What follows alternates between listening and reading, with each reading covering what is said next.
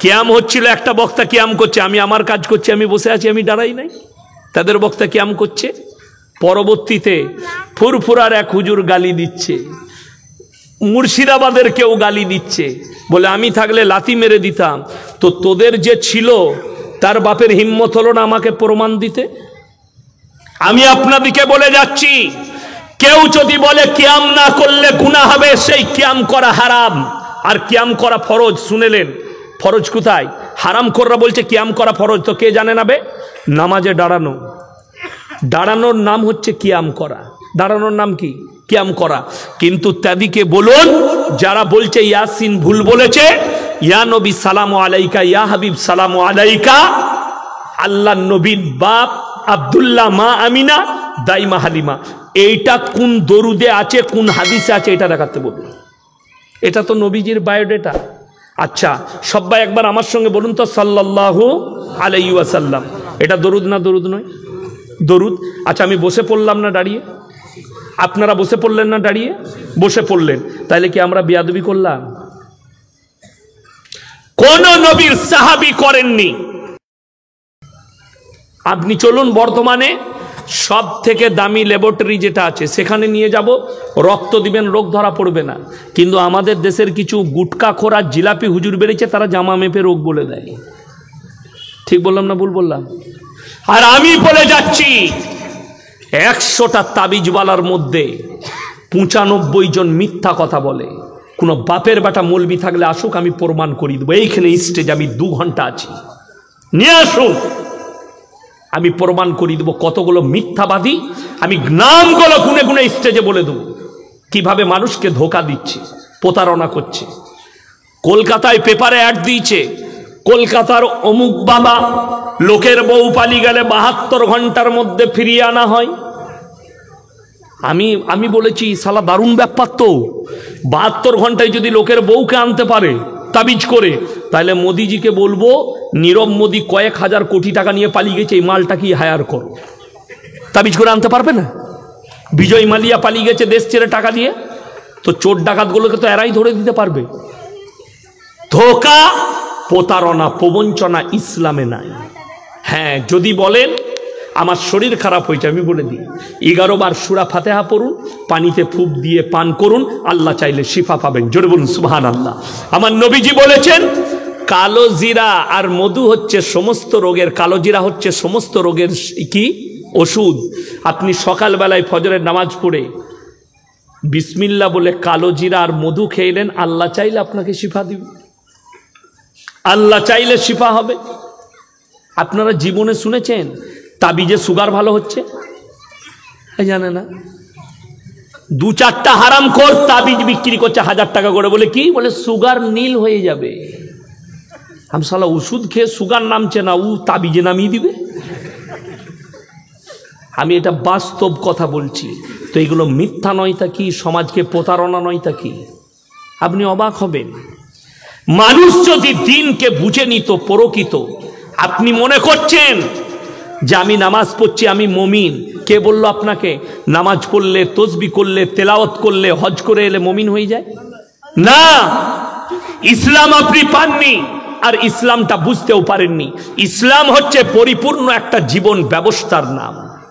আজকে বলে দিই আপনাকে, আমাদের মৌলবীদিকে জিজ্ঞেস করুন, হুজুর দিকে, ছেলেরা গিয়ে লোকরা গিয়ে ফতোয়া লেয়, হুজুর বিড়ি খাওয়া কি? হুজুর বললে মকরু। বলে না বলেন না? আপনাদের ইমাম বিড়ি খেলে রাখবেন না তাড়িয়ে দিবেন? তার বেলায় তাড়িয়ে দিবে। ইমাম সাহেব সিগারেট খেলে হারাম, ইমাম সাহেব বিড়ি খেলে হারাম, আর তুমি খেলে মকরু। শালা ফতোয়া ভালো বার করেছো। কথাটা বুঝতে পারেননি? আমি এরপর বুঝাচ্ছি।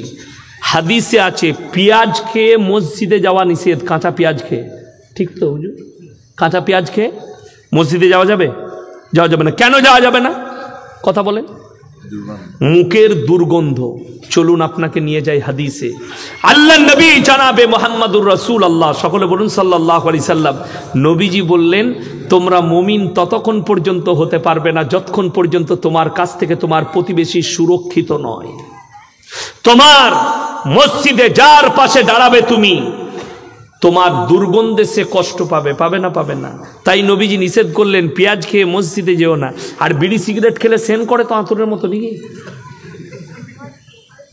কথা বলে না? আচ্ছা, এ পানির বোতল দেন তো একটা, পানির বোতল কমিটি ছেলেকে আছে, পানি বোতল দেন একটা। আপনাদিকে একটা জিনিস ডেমো দেখায়, ডেমো বুঝতে পারবেন, দেন। হ্যাঁ, খুলতে হবে না। এই যে পানির বোতলটা আমাকে ইমাম সাহেব দিলেন, এই বোতলে উনি লেখা আছে পানিটাই বিষ মিশানো আছে, এটা খেলে মারা যেতে পারেন, এটা আর আমার জন্য খাওয়া যাবে? কথা বলে না এরা, খাওয়া যাবে না। কি পাপ হবে? আত্মহত্যা করার সমান পাপ হবে। কেন? আমি জেনে শুনে খাচ্ছি, এটাই লেখা আছে। সিগারেটের প্যাকেটে আর বিড়ির প্যাকেটে লেখা আছে হানিকারক, ক্যান্সারের কারণ লেখা আছে না নাই? খেলে ক্যান্সার হতে পারে। 1 নম্বর ক্ষতি। আপনি জেনে শুনে ওই নিজের শরীরের ক্ষতি করছেন, মানে একটা গুনার কাজ করছেন। কথাটা বুঝতে পারলাম? আমাদের দেশের লোক বড় বড় ফতোয়া দেয়। অনেক মুসল্লি আছে সকালবেলায় পায়খানা ঘরে বিড়ি না খেলে হাগাই হয়নি। এ ঠিক বললাম না ভুল বললাম আমি?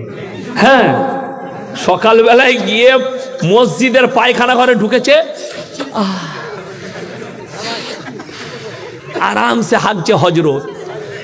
আর চলুন নবীজি সুন্নাতে গেলে বুঝতে পারবেন, নবীজি বলেছেন পায়খানা ঘরের ভেতরে কথা বলা যাবে না, খাওয়া যাবে না, অথচ তুমি পায়খানা ঘরের ভেতরে খাচ্ছ, পান করছো, বিড়ি খাচ্ছেন।